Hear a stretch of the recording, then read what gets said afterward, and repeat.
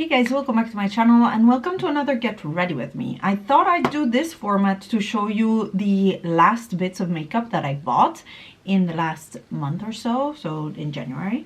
And I thought, yeah, it would be fun to do it in a Get Ready With Me style since I didn't buy a lot and it's mainly makeup. So let's get started. And I wanted to take the opportunity to also update a little bit and I also wanted to take the opportunity to update you a little bit on my makeup routine. If you care, this is what I do.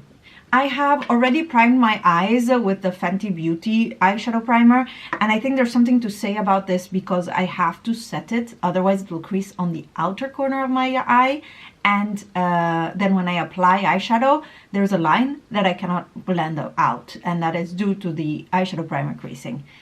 That means I would not recommend this, but I'll talk about it again in my favorites for those who will not watch this video, which whatever. And then part of my project plan is to finish this lip plumper and oil from We Makeup. I'm already halfway through actually because I wear it.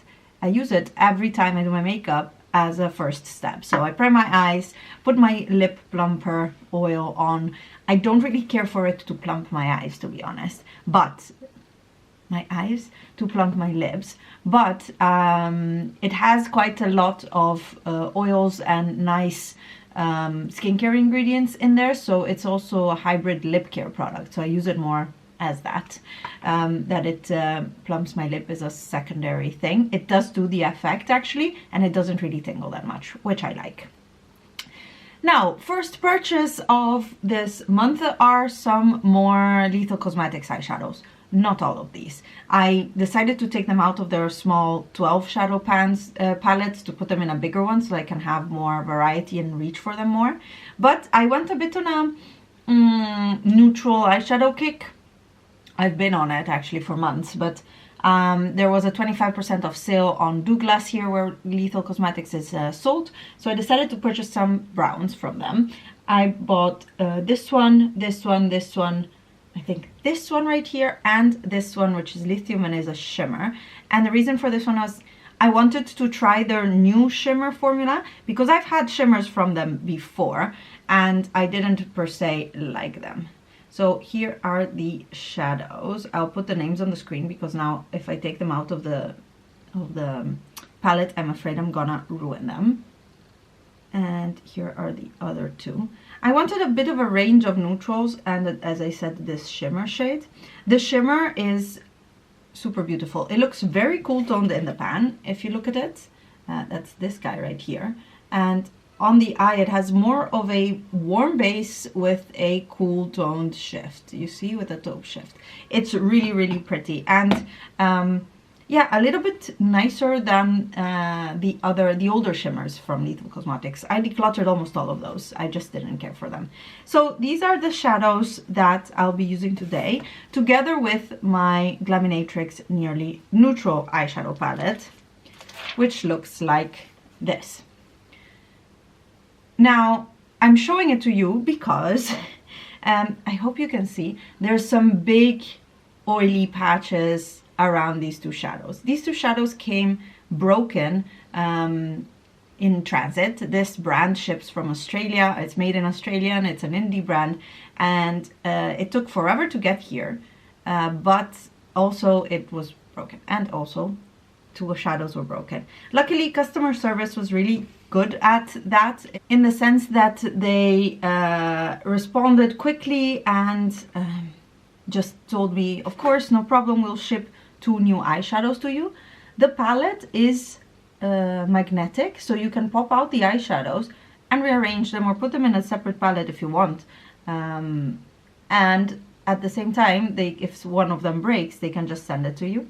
So that was really nice, good customer service. I heard in the past they just gave you a store credit, which, to be honest, for someone who purchases from this far away, store credit isn't really useful. Because it's unlikely that I will purchase from them anytime in the near future. So then what would I do with, and not the store credit for the whole value of the palette, of course, only for the value of the 2 eyeshadows that were broken. So I'm glad they did what they did, and they solved the problem as they did, because I would have otherwise been a little bit sad and disappointed, because also this eyeshadow palette was, I want to say 55 euros plus shipping plus 20% of VAT that it was charged at the import, and some import fees. So I'm really glad that it worked out that way. On the other hand, you've seen the eyeshadows really released oil, and my guess is because they're broken, because the other eyeshadows don't do this, even though yeah, that it's in the palette, but those that broke release oils, and I repressed them immediately, even before I got the new ones, because I didn't want a mess and I wanted to try the palette. So it shouldn't have been because there was a lot of eyeshadow loose running around, because I repressed it the day itself pretty much, and yeah, still I got that problem. That really puts me off using this palette, to be honest, so I'm a bit sad. These were the mattes from Lethal Cosmetics, by the way, and I'm really enjoying them. I really just want a sandy color look most days. Today I went a little bit more neutral or redder brown. I used this guy on my outer V that is has a little bit of a red undertone, but I'm super happy to have this shade here, which is Lure, and or Lure, one of the two, and it has really this sandy undertone that I want in my eyeshadows. So really glad to have purchased those and to put a little bit of an effort into using them more. Now I want to try a shade that I still haven't tried in this palette, which is this guy right here, and I'm probably gonna go then with the gold in the inner corner. These shimmers in this palette are the reason I bought the palette. They are very good quality shimmers. They are interesting, they are yeah, glittery, sparkly, not too much, not too thick of a texture on the finger when you feel it, or on the eye. You apply just the right amount, and you get this extremely beautiful glittery effect on the eye. No glitters actually in there, in case you were worried, but I'm really happy with it. And this shade as well, it's super nice and reflective. Very old school coppery toned eyeshadow, but so it is. I'm going in with my usual Nabla liner. I'm wondering actually if I'm gonna finish this anytime soon, because it's the kind of the liner that I use on a daily basis. It's a twist up, so oh yes, actually look, there's only this much left. Maybe I should have, last order that I did with a friend with Nabla, I should have done a backup of this one, not only buying the green one. Going back to the Glaminatrix palette, and I'm going to continue my face makeup, by the way. I do enjoy the mattes, and going back to the Glaminatrix palette, I do enjoy the mattes as well. So overall, I think it's a very good palette. The shade selection is interesting and not boring, and you have your more plummy shades, you have your dark brown, your green, and there's a bit of everything. I must say that, for example, this shade that I'm wearing today, I'm not gonna wear very often, because sorry, this one that I'm wearing today, I'm not gonna wear very often. I have tried this guy in my last Get Ready With Me when I talked about the birth of the twins. I was using this palette actually, and I used this shade and I think these two. I really love the green. I really love this guy right here, which is the two broken shades are actually the ones that have the most amazing formula.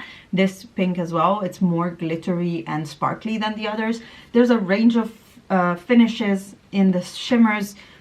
The mattes all behave really well. So overall, happy with the quality of the shadows, unhappy with the quality of, or like with the fact that my palette is ruined from these oils. It kind of takes away from the experience and the cost of the palette. And I don't want to depot the shadows because I bought a palette, not single eyeshadows, and I like to explore a bit or be inspired by the color story. Anyways, let's move on to face. I want to show you the Rose Ink Skin Enhance Skin Tint. It's this really weird texture that has been popular since when the summer, I guess, the past summer, I guess, when it came out. And it's really like low coverage beads that in a gel base, let's say, that you break, or at least I break on my hand and then apply with a brush. The shade, as you can see, that I got is a bit pinker and is a bit light. I got the shade 40, I believe, yes. And I'm gonna take another pump of it right here. You can see it's very liquidy, very lightweight. I like it, to be honest. It's a nice everyday light coverage skin tint. It gives you, you see, it takes down my redness. It gives you a little bit of coverage, not really much. And that's also anyways how I like to wear makeup, especially in the warmer months.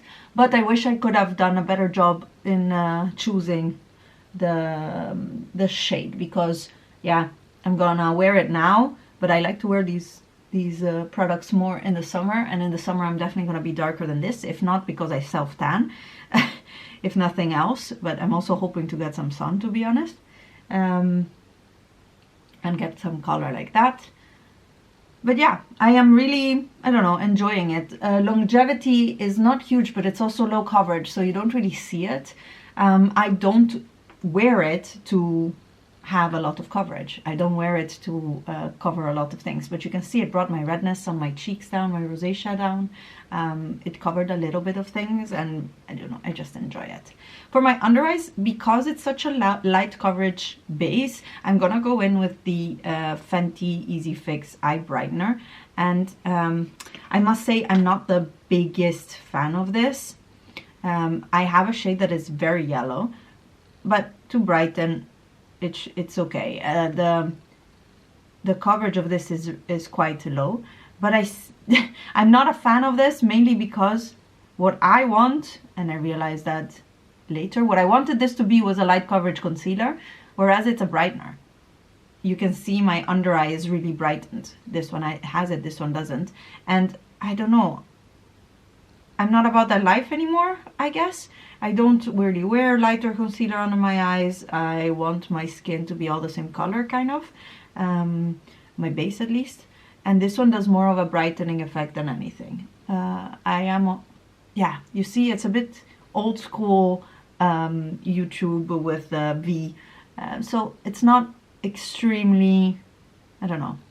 It's not an extremely useful product for me, because it's not what I want to do with my concealer. I will still try to finish it, because it's a pity otherwise to throw it away. But yeah, I actually just wanted a light coverage concealer. If you have any recommendation, except for like the, what is it called? Maybelline Age Rewind that I used to use as my light coverage concealer. If you have any recommendation, let me know. I'm curious to find something for the summer, because having a medium coverage concealer on a very, very light skin tint base looks a bit unnatural. So I would prefer not to. This is then set with the Charlotte Tilbury powder. It's not new, but I don't use it a lot, so I thought I would include it here. Moving on, also not a new product, but I am so excited. Look at this pan. This is the Chanel Soleil Tan de Chanel, and there's a pan in it. I was focusing on this last year during my project pan, and I did not add it in this year's project pan, just because I enjoy it and I don't want to necessarily finish it. And as I made the decision not to insert it in my project pan, I hit pan on it, which, yay me, I guess. I love this product, and I'm actually a bit, I don't know, not sad, but I'll miss it when it's not there anymore. The color works really well. It's a bit of a lighter version of bronzer for me. I have the cream bronzer for NARS that is darker. Plus, I don't know, the undertone is a bit of a biscuity undertone. I really, really like it. And yeah, I am really excited also to have seen pan and sad at the same time. It's a little bit of a double feeling.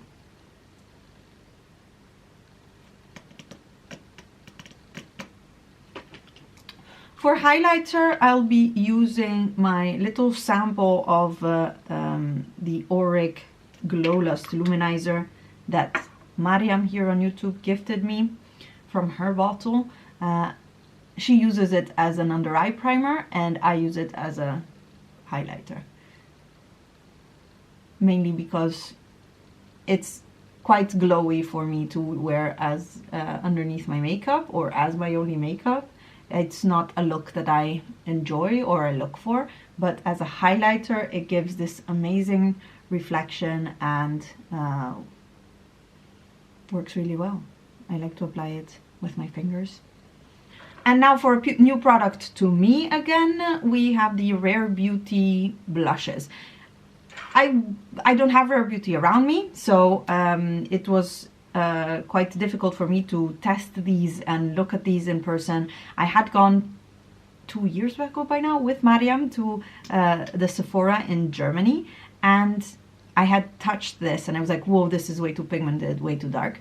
But in the meantime, there's people loving it and I was like, okay, I need to try it. I found it secondhand on Vinted, and I am taking a page off of Julia Adams' book. She's also a bigger makeup creator here on YouTube. I'm gonna put some on the back of my hand and really work it into my brush, and then using that to apply it. And did I say this is the shade Love? This is the shade Love. It's a warm terracotta shade, and like this, I really like it. It's very pigmented, so I think that you cannot really apply this on your eye, and you need to be really careful. In the camera, I think it's coming off a bit stronger than it is in real life, but this way the application is seamless. It is almost like having, it's like that your skin looks like that. And I still have a ton on my hand that I will have to clean up. There we go, clean hands, it's a good way to start. So overall, I wish the packaging of this was much smaller. There's like 7.5 mils. I think 3 would have been enough. The mini packages that they have in their like holiday collections of these are super nice, and I wish they just sold them for less money, and I would have bought those online without a problem. But buying a whole thing like this new felt a little bit wasteful for the amount of blush that I have, which has been reduced if you've seen my my blush declutter. Gonna finish my eyes now with my usual pencil, and just going in with this shade right here, which I used in my crease on the top part of my eye, and I'll use it on the bottom part. One thing that I noticed with Lethal Cosmetics eyeshadows is that the shades, as they look in the pan, are not exactly as they come out on the eye, and mainly the depth, not the undertone, but the depth of them. And that is something I find a bit curious, let's say. Taking that gold shade from Glaminatrix, from the Nearly Neutral palette. I find it quite curious, but also kind of makes sense. It depends on how you shear out or how your powders are made. But I find, for example, this shade that I was using, should I take it out and actually know what name it is? Yeah, the shade Hollow, which is one of my new ones. It looks darker on the eye than it does on the in the pan. And usually you would expect for it to look lighter on the eye than it looks in the pan, because when they press it in the pan, you have much higher opacity. So I don't know, just something I noticed. I applied my usual mascara combination, the Lash Sensational Primer and the Sky High Mascara. The primer, as I said, very sadly, it's discontinued, but I just bought the new one, which is the Lash Sensational Primer.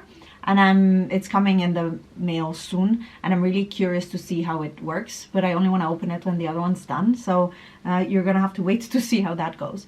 On my brows, I wanted to try again because I tried it only once. This is the BeautyBay Brush Up Brows Brow Soap, and I was under the impression that I could use this without adding water, which is what I don't like about the brush soap. So I'm gonna just take a spoolie rubbing it in and see if it does something. But I kind of have a sneaky suspicion that I have to water activate it. And I think the first time I used it, I did look at that on the website. So I'm just gonna spritz a little bit of Fix Plus on there. Yeah, I think you need to activate it with water. So then it's just like a normal brush soap. Kind of pointless to keep it like that. I was keeping it through my declutters because I thought it's kind of handy to have a brush soap that you can use without activating it with water, because if I travel or I'm in a rush, I don't want to have to do that. But then this is not that. Anyways, between this one and the original brush soap, it will take me forever to finish them. So yeah, I'm just gonna keep it for now and see how we go along with it. I'm still doing my brows with this Nabla brow pen thing. I really don't like it. You see how I cannot get a stroke in unless I press with the end of the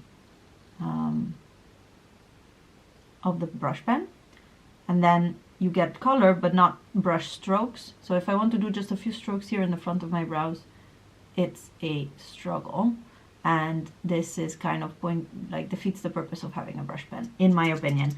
And it's just not right for me. I want to finish it and then throw it away, and I don't just want to throw it away because it was expensive for a brow pen, or like I bought it, so I want to reuse it, and it's not horrible. I mean, it doesn't ruin my brows or my makeup in a way that I cannot use it, but it doesn't really give me joy or the look that I want. So yeah, unfortunate. Final new product for this month is a new MAC lipstick. Did I need a new MAC lipstick? I did not, but I got it on Vinted and it was new unused, so I thought it was a good deal for like 12 euros, I want to say. This is Posh Pit. It's one of the new Lustreglass formulas, and I don't know, it feels super soft on the skin. It has a beautiful My Lips But Better shade for me. Looks very natural. I went over my lip line by mistake, and it's because it's sheer, it's not that much, but you can see it gives a nice color. It's super creamy and comfortable. It literally feels like lip balm, and yeah, I just love it. The packaging is shiny instead of the usual matte one. I just really like it, and I hadn't tried the new Lustreglass formula since the reformulation, so I'm very glad I picked this one up. It's really beautiful, and I see myself using it a lot. I have two of the older Luster formulas. I wanted to show you swatches. This is the new one, Posh Pit. You can also see how it applies and a little bit how sheer it is or not. This one is the shade Good Form, and it just feels less balmy. The old one feels less balmy, and that the shine is given almost a little bit by a pearl and not only by the formula. And then the final one I have is Spice It Up, and I use these a lot in summer because I don't know, they're just easy and they still give a little bit of color, and I think I feel naked without a lips product on. A little bit of color, it really brings my face back to life. So here are the ones that I have. But yeah, there is really a difference in formula. The new one is really much more of a lip balm type of feel, whereas the other two are more like a lipstick with a bit of shine, like a low a sheer lipstick with some shine instead of it being a balm. So it is really a new formula and a different formula. I think I like this new one much better than the old one, but I mean, I have these other two, so I'm just gonna use them, of course. This, with the finished makeup, brings me to the end of this video. I hope you enjoyed just hanging out while I do my makeup and seeing what makeup items I bought this month. Overall, I'm quite happy with all of them, and I am more excited to use my Lethal Cosmetics eyeshadows now that I have some browns, since browns is the colors that I'm going for these days. I am really happy with the Glaminatrix palette quality wise, just not the palette itself and what happened to it. I'm really sad about that, and I haven't told customer service yet because I find it like already a bit annoying that I got 2 new shades and now the packaging is broken. I don't think they would send me a new packaging, let's put it that way. It's a bit sad, but totally, I don't know, it happens more often. I think it was the old Glamlight palettes that had that a lot, so it happens more often when you have really oily formulations. One thing that I didn't mention, because of the oiliness, a lot of oily shadows crease, and these do not crease on me, which is super exciting because eyeshadows crease on me. And one final product that I didn't show you live that I got is the Natasha Denona Glam palette. Now, I also got this one on Vinted secondhand, and I'm happy I did, because I don't think for me it's worth 70 euros. I got it for 40, I think, and then maybe 5 euros extra on shipping and the buyer's protection fee. It's in really good shape. It had a bit of a nick here from someone's nail probably, but yeah, I'm like excited to get to know it. I've used already, of course, the warm shades right here, so I really need to a little bit focus and take the effort into learning, figuring out what the cool tones can do for me or not. But this one is also a new in. Let me know if you want to see specifics or if you have questions about any of the products. I am still trying to figure out what type of videos I'll keep doing in this new year, and what I have time for and what lighting wise I can do, because I'm in front of a window. It's a really big window, but I cannot put artificial lights here because there's no, like, the power is a bit far away, and this is my bedroom, so I just need to use it as a bedroom, and I'll have only my desk for this. So yeah, thank you so much for hanging out with me, and I will see you in my next video. Bye guys.